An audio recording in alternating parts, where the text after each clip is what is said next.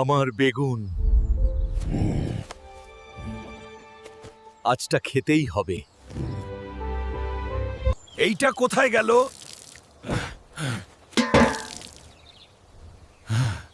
বেগুন আছে না? ছাপ আছে, অল্প কুসুম। ধাওয়া করে দেখো।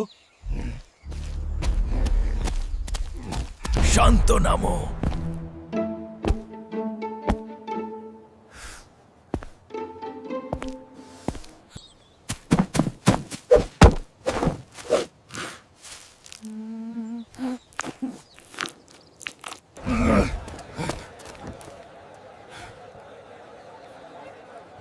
তুমি বেগুন নিয়েছো?